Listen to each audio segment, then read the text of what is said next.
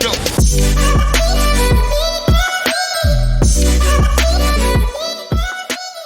Welcome to Not a Great Whisperer Podcast. This is your host, Katy Ray. I'm not sure what episode this is going to be, but I'm so excited for this one. I have my oldest and one of my closest friends with me today, Kristin Lorello. She's been my friend since third grade, which is ridiculous to say because that's so long ago in my world. I've known you since third grade.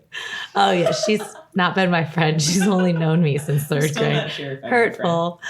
We went to school together till high school and college. She was always at my house in between her dance classes, living her best life. She moved to LA, became a teacher, traveler, choreographer, dancer, big things. Came back home to Florida. Of course, she's a yoga instructor, amazing, certified. And she's one of the most special people to me because she's been through a lot of my seasons of life as well as I with her. And she kind of is my balance. We can act crazy as shit together and we can just have fun. We worked at the pot shop together, which was a fun time. And we quit it together. So it all feels right. We know each of our families so well. I think everybody, if they can, just stick with someone who's known you forever. And I just want to welcome her, Kristin Lorello. Thanks for joining Not a Great Whisperer. That was only her. That wasn't an audience. It was an audience. So let's jump right into it. So let's talk about, you started a new school in third grade. And when you met me, and was it Mrs. Hutchinson's class? Well, let's just jump in. Let's just go. We'll fast forward a little bit. We were fun, loving kids, right? We were fun, loving. Yeah, we were good kids. What made you stay so smart throughout school and me make so many shitty decisions? It was dance. It kept me off the streets. It's hard to be on the streets. I think that's great. Big family and dance. Big family. Sure. Huge You family. didn't get crazy till later, though. Yeah, I wasn't that crazy. Yeah. High school, I just smoked a lot of weed. That's true. You weren't into it at all then? No. Only when you moved to LA? Yeah. What was the hardest decision about moving to LA? So many things. I wanted to get out of Florida. I wanted to be famous and be a dancer and just see a new world. Fish and chicks? Fish and chicks. Shout out to your crew when you had dreads. Out, yeah. Oh no, you had braids. Cornrows, whatever. Yeah. That was a good time. America's Best Dance Crew. Season 1, The Originators.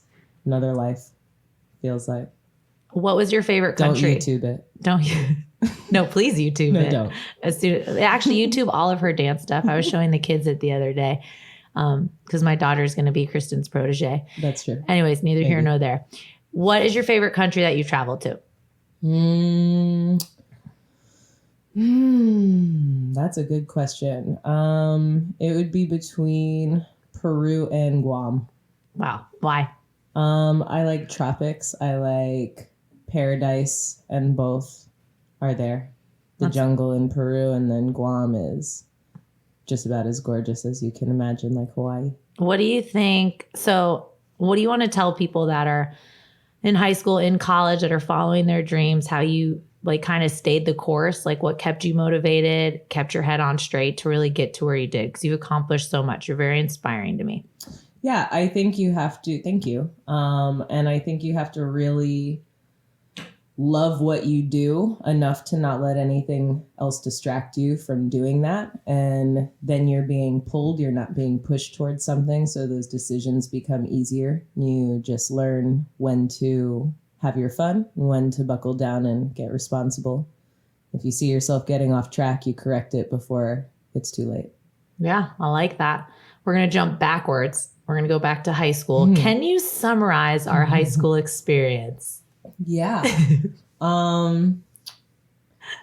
Cool fat chicks. We were. Yeah. We were super cool. Funny fat chicks. We ate, oh, yeah, we were funny. Yeah. Yeah, and cool. Yeah. We were cool. We were cool too because we were funny. And fat. We were fat. We ate a lot of food. There was no shame in the food game. Never. We went to teen nights at Storman's. We want to. No parent should ever send their kid to teen night, Especially at Storman's. Yeah, I think Storman's shut down. Especially if it's a time where there's only pagers and not direct contact with your children. Don't ever do that, Mom and Dad. I had a pink pager. One special moment for me, Kristin was there in 7th grade when my dad came out, and she was the first like human I told, not like my family knowing or anything, but I feel like we were on a bus, had to do a field trip or something. I don't know. But I remember looking at her and I was like, yeah, my parents are getting a divorce. My dad's gay. And she looked at me and goes, oh, is he going to go shopping with us now? And I was like, I guess. And I just want to know that at that time, we just weren't sure. No idea. I don't even think Queer Eye for the Straight Guy was out. Was it? I don't know. I know Ellen had just come out like a year before that or something. But that's all we knew really about it. And we went to a Catholic school, so it's not like anybody's talking about it. Hindsight, that probably helped me prep for Los Angeles a lot. You're welcome. Thank you, I'll Dad. let Dad know. Thank you, Dad. Thanks, Frank.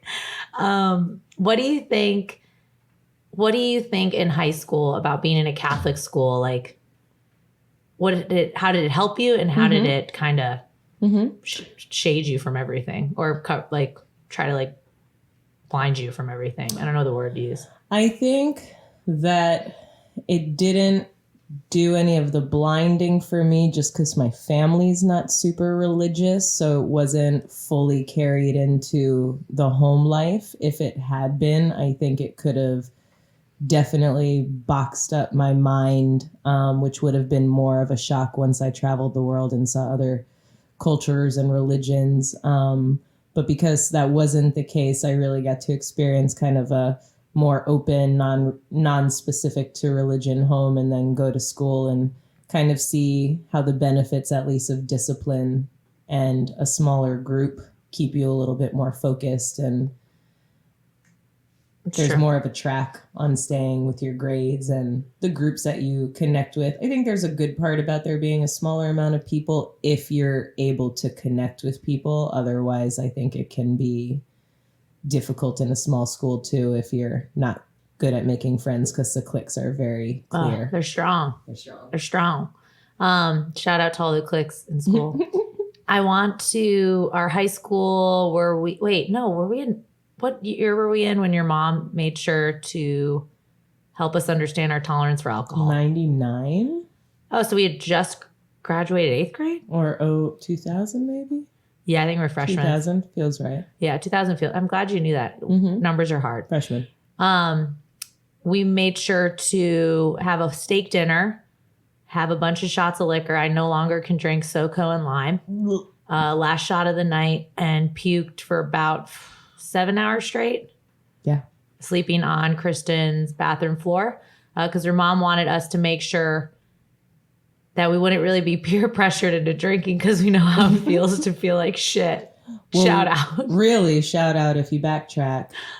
That really only stemmed because we went to our first high school party. Oh, yeah. I drank so much for the very first time in my life that I blacked out, had to be carried upstairs. Katy, which claimed her spot as my best friend, caught my puke to avoid beautiful bathroom being destroyed. And that was... we hung out with people with beautiful homes, and it was all white. And I was like, I can't afford helping cover this. I'm going to catch your puke. And I'm just going to, she was right there next to me to support me through that. And my mom said, never again. And, decided to coach us. Touche. From that point on. Thanks for bringing that story back to life. I did not carry her up the stairs. No. Our friend did, though. Yeah, thanks, our friend Joey. did. Joey. You're listening. Thanks, Joey. Appreciate you. Oh, my goodness. Otherwise, I would have fallen asleep on the grass. I mean, sometimes parents just have to teach you a lesson. And Miss Lorello did a lot of those. Shout out, Pat. Yeah. I love this. Shots with arms behind your back. What do you... blowjob shots. Yeah. Those were the best. We were great at those. I'm pretty sure we might have gone Tremendous 12 a couple days after from Perkins. The go-to meal. Each late night eating. It's so funny to think like we used to do late night eating, and now it's like go smoke a bowl. Yeah. Yep. Basically. Bowl before bed instead of Stacked pancakes. I think that's better. It's so much better and healthier.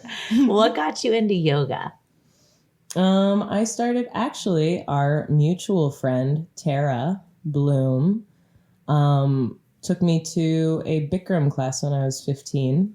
Oh, yeah. And since I was already a dancer, I loved how it helped my flexibility and how it made me feel with all the sweating and the detoxing. And I just kind of never stopped. And then as LA continued and your body starts to break down a little bit, it feels like an easy, natural shift from teaching dance into teaching yoga.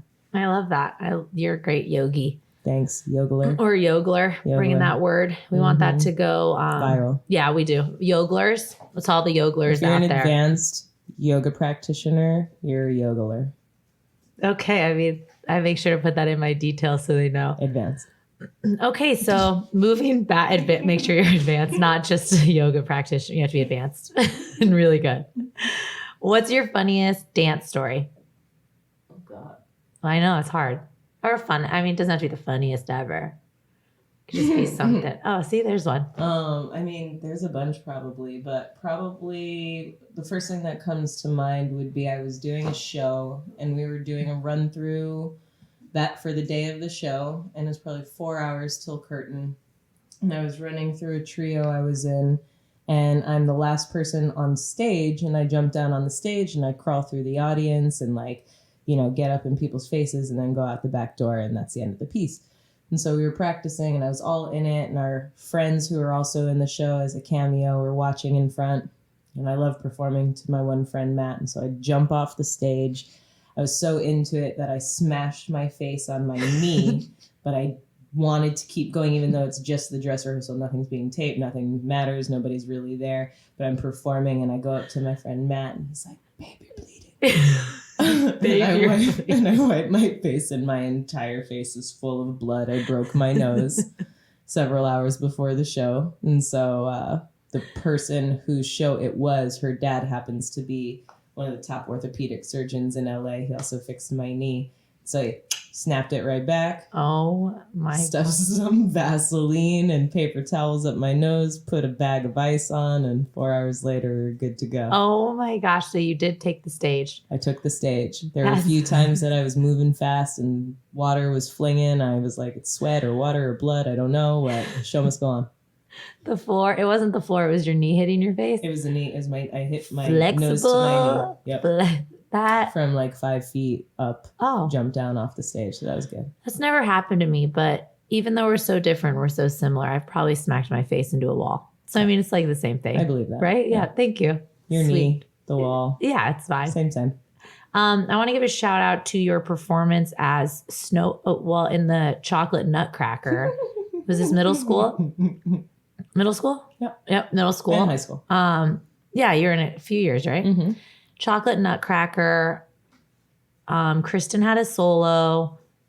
Did they call you Snowflake? They did call me Snowflake. Snowflake. She rocked it. It was like an African dance. It was amazing. It was I stood an up. African solo. I know. Solo dance. It was crazy. It was amazing. That was a pretty cool show. I liked that show. I was a supporter. I was a cheerleader. I don't have the best rhythm, but I can jam. She taught me everything I know. So I tell everyone. I just became better than her. But yeah, I taught you all your Missy choreographed routines. You taught me pass that Dutch. Yeah, you did actually teach me how to do that. Did I? No. Oh yeah, no, yeah. No pun intended. So Kristin never. When was your first time you smoked at my house? In college? I don't remember. Actually, she never really smoked. It would be occasional when I did for a while. Very occasional. Now it's breakfast, lunch, and dinner. Yeah, I mean, you preach it. We worked at the pot shop together to help people with their pain, and it definitely, I think, fits with yoga. Yeah, with people who are just like trying to make their bodies feel better, souls feel better. What's your take on it now? Can it be abused? Do you think some people abuse it? Yeah, for sure. Definitely. I think anything can be abused or overdone. I mean, before I knew what I was doing with weed, I had several occasions where I would just randomly exorcist vomit. Oh my. You were there for one account. I was there. I was called Barf Girl at somebody's house by their parents for decades. So, you know, Yes. yeah, I think Oh sometimes there's such thing as too much. Know your limits, Nervous folks. system overload. Don't be barf girl at the next party. Yeah. One of my best friend's dad called me. Oh my Barf gosh, Girl I remember that. For a decade. It was in the garage. Garage carpet. Mm-hmm. Yeah. Well, first of all, don't have carpet in your garage. I think that's Also. If someone Hello, pukes, 80s. you can. Hello, 80s. Welcome, 80s. In LA, I know you taught a lot. You always did advanced teaching, right? Mm-hmm. So you never had like beginner classes where you're just watching people try to figure out if they have rhythm or not? No. Well, that's awesome. You know what? I will say no, generally, but because LA is more catered to professional adults, it doesn't exclude someone who's new to dance. So it doesn't mean I might have a small child, but I might have a 45-year-old that dances like a small child. Aww. Every once in a while, but cute. Good for them. Yeah, you know? I mean, let them rock out in your class. Thing. Yeah. So if you what have is the balls to go there? Then you come on in. You. Yeah, do your thing. I love that you love everybody. Thanks. That's a great trait. You do. I think I love everybody. You're like rock on. Oh no, but if someone fucks with you, you're ready to bye. Bye. Let's talk about love. Oh Lord. Oh my. What season are you in now of love? What seasons are there? There's like in love, screw love. Oh, in love. In love. So in love. What kind of advice would you give people for? I guess a good thing is I always found that you know yourself well enough so you know it's good for you. Mm-hmm. And you've been blinded by love, of course. But being able to set those boundaries where you no longer can see someone or no longer can. What kind of advice can you give to the young ladies or young men out there? Like just how to separate that, to know yourself and not get tempted back into the same kind of shitty behavior, you know? Mm-hmm. Ooh. You give good advice. That is difficult though. Takes a while, right? Yeah, I mean, it's just about identifying your patterns, but I mean, sometimes that might be after doing something one time. Sometimes you might need to do that 5 times until you figure out it's actually a pattern. But then once you do, you just do everything the opposite from what you did before. If it didn't work and you kept going back, to the same thing, then you have to sit and actually reflect and assess why you're doing that. It's not about the other people at that point. It's about why you're choosing to attract that or keep that in your life. Yeah, I think people forget to reflect. Yeah. No one ever does it. You reflect a lot, which is really good. Yeah. And I think as you get older, you realize that, and it's so hard to teach younger people. It's so funny we're saying younger people. Yeah, we were the younger people ones. Teach younger people to do that. Oh yeah, we're young. We young. Kristin's 2 weeks older than me. Don't let her tell you any different. But I think it's hard to like tell people like you're gonna be fine. That's why I feel like I got caught up in I got to do this. Makes me cooler. I'm doing this. Where you were able to kind of stay on track. We stayed friends, of course, which is awesome.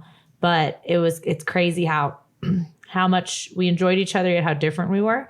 But I don't think I reflected enough. And I think not saying like non-creative people can't do this, but I do feel like you said it once that like artistic creative people have a way of releasing kind of stress, or if you dance, if you act, if you sing, if you write. Yeah, you have an outlet for it. Yeah. Yeah. To kind of get it all out. But moving from LA, did you feel like you kind of tackled your dream head on? Yeah, I mean, at the time I did, and what was cool is at that time I didn't know how many times my dream would shift based off of the industry or based off YouTube becoming a thing at that time, and went out with one dream and kind of ended up being able to go with the flow and turn that into something more that I really didn't even know would be an option. Yeah. Love that. What do you think what's the next goal you're going to tackle? I'm auditioning for World of Dance. Yes. I'm going to win $1 million. You and J-Lo are going to like be besties. Probably. Let me get a ticket. Let me know when you get on stage. Yeah, she used to date my friend. Weird. That is totally weird. Yeah, so gross. Oh, yeah. And shout out to Twitch. Kristin and I are going to come on the Ellen show. Yeah. Also. Wait. Oh, your friend. Oh, that young dancer. That was that time when she dated him? I feel like they married. Yeah. No, they almost got They didn't married. marry? Okay. They were engaged. Yeah. Well, are you going to put that in your audition tape? No. Oh, you don't think that's not a good reference to have? No, if they were still together, I'd be like, Casper, what up? Oh my God. But Let me know. No. Oh my gosh. That's so exciting. To all our listeners, do we get to vote on it? No. Oh, World of Dance is just those and three. Neo and Derek. Your opinion doesn't matter. Oh man, Unfortunately. that stinks. Mine, well, to me it does, right? Yeah. To me too. Do you feel like I've been the same person since you've known me? Yes. Would you like to describe that to our listeners? Extrovert? Not a great whisperer. Okay, cool. Not a great whisperer. Opinionated. Cheerful. Good, that's a good one. Funny. Kind. Quick acting. It's true. You mean not always thinking? Food loving until recently, Oh only my- because you can't eat with your teeth in. Oh my God. And this is a new one because you never used to say how much you wanted it, but you're also a great mom. Aw, thanks. Not something I would have thought about as a kid, Yeah. or how you look at each other. You're gonna be a great mom. Oh. All those qualities. Made Is you that a how we great talk to mom. each other? Yeah. You're gonna be great at You're that. a great mom someday. Very good. You're very supportive. As much as even though you don't want your own children, I love how cute you are with my kids. And I can't wait to get my audition for Juliana with you. It's gonna be great. I was gonna say there is an audition, so. I know there's always auditions. She doesn't teach children under the age of 10. What do you think? I love that, people always are like milestones, marriage at this age, this and this and this. What do you want to tell people who feel pressured by that? Because I feel like you're living such an amazing life. You don't give a shit what people say. You're doing your thing. You've been so successful. You found love. You're in a really great place. Yeah, I feel like milestones are fine as long as they're yours. Yep. And if you're just trying to accomplish things because they're milestones someone else told you that you need to have, eventually that's going to blow up. It's going to fizzle out. The sadness will creep in. So, if it's your milestone, it means it's driven from happiness, and whatever that's driven from will last as long as it's supposed to last, and you won't have a deal of suffering if it ends. Love that. I think you have a great way of giving advice, just supporting people in every walks of life. What's your favorite quote? You have a couple. You can say a couple. I'll probably just use the main one from my tattoo, which is part of a famous poem called The Dash. And it says, "What matters is how we live and love and how we spend our dash." But the full phrase is, "It's not about the house, the cars, the cash. What matters is how we live and love and how we spend our dash," which means your life, the dash on your tombstone between the years you were born and died. So I think it's really just that. The money is fun, but if that's your only pursuit of happiness and we're missing the bonds and the interactions and the exchanges that we can have, then you're kind of missing out on life. That money can be taken away in a second. So I love that. Oh my God. This episode, I feel like, is going to be empowering for people, and just show how friendships can last throughout any part of life. Even though we've lived away from each other, I feel like for 7 years, at least 7 years, maybe more.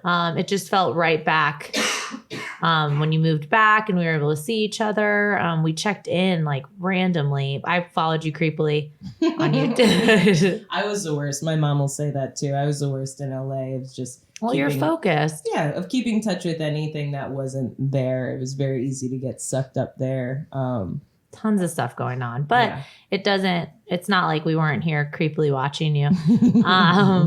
But I do think it's so great for people to know that, you know, friendships can last, even we've had very truthful conversations when we've been acting shitty or just when we're not like thinking straight.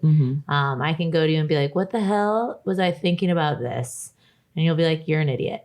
It's very supportive. But just knowing each other's family, like I think my family gets more excited when they see you.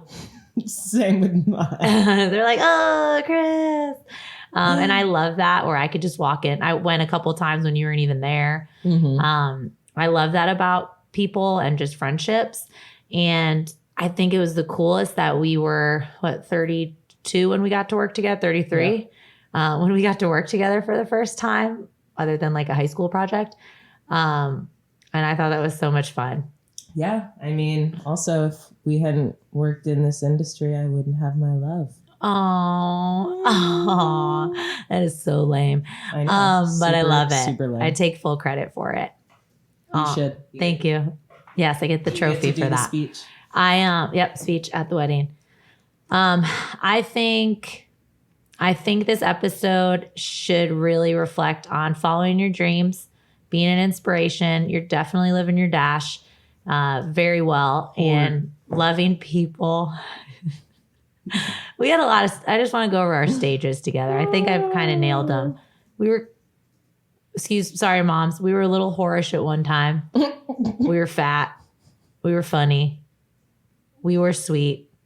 We became wiser. We were motivated, you know, following whatever we were doing at that time. I moved to LA with the criminals. Katy became a criminal. Oh my God. You know, MBD. That's a nice.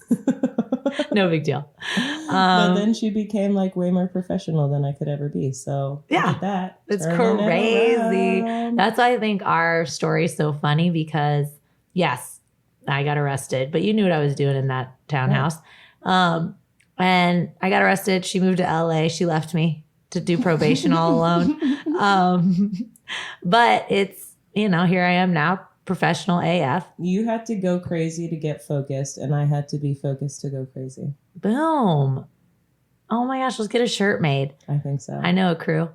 I know a crew too. I know. Okay, we'll just get both of us a shirt made. Yeah, same guy. And I just love that we had the chance to kind of, I don't know the word, but yeah, kind of like infect a crew of us two when we worked with everybody. We're like, oh no, this is a great story. You need to hear this one. All the parties we hung out with cool people, but I just feel like we were in our own world. It's true. And I love it. I do too. It was amazing. And I love that we have our stories for days. Yeah, because I know you're going to tell my kids, because you're mean. And you're going to sit down, smoke a J with Jay, one of the J's. So let me tell you about the first time your mom and I lost our virginity. No, that wasn't my first time. It was yours. Oh, my bad. Oh, I've been telling that story wrong this whole time. We could say it. Oh, it's fine. That's special. And it's your first time. It's yours. I'm keeping it that. That's the truth. What was the what was the smell? Jupe. To all the kids out there, don't wear that cologne. All those boys, don't wear jupe. Don't do that. I don't know where you could find it now. Can you still find it? A lot of people say Kristin smells like patchouli. Is that what it is? Not anymore. But they say that because you like essential oils. Yeah. If you need your oils, reach out to her. Yeah. I hug trees all the time. But I love that we have all those stories. Shout out. I don't remember what party that was at, but it was a good party. It was at Tara Bloom's house. Oh, hey, Tara. Shout out. Shout out. I think you're so creative, artistic, and I'm a little bit different. So it makes our friendship that much better. I'm just funny and can try to draw something pretty. Yeah. Did you design all your tattoos? 3 of them? One of them I kind of didn't. Okay. Which was the one on my neck. I just said, I want this. And he drew it. Oh, beautiful. So get your tats. I don't have one tat. Look, we're best friends. We don't need a best friend tattoo. Maybe a charm. We used to have those. But I want everyone to go to your oldest friend, call them, and laugh about the funniest stories. I don't know if everyone's as lucky to have your oldest friend as your best, but I am lucky enough to say that. I can call her about absolutely anything in my life. There's zero judgment. Ditto for her. And we just rock out. We'll drive by a dude's house, see what's going on. We'll do what we got to do. Like, sometimes you got to stalk. You got to have those people that you can have a ride or die friend that you can stalk your ex-boyfriend with, then you know it's a true friendship. You got to do it. Sometimes you need someone to be able to, no judgment. Let's just get the crazy out. Yeah. So I love that. Do you have anything to say to our listeners today? She's doing her yoga breathing. It got intense for a second. Be yourself. Yes, be yourself. No, but yes, be yourself. Keep listening to this podcast. She's got a lot of crazy-ish to share with you that has made her a very informed human being. But yeah, just cliche, but follow your dreams. Figure out what your dreams are so you know how to follow them.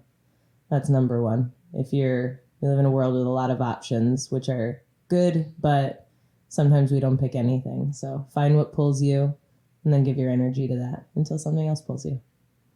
I love that. I love you. Thank you for joining Not a Great Whisperer. We launch every Monday, new episode. Thank you to BKN Creative. I'm glad the rain didn't affect our day today in the studio. And Morty's music at the end of this episode. Follow me on @TheRealKray or Cray, Krey. Follow Kristin @The Evolving Yogi, right? And then @Not a Great Whisperer Podcast. Thank you for listening. Thank you.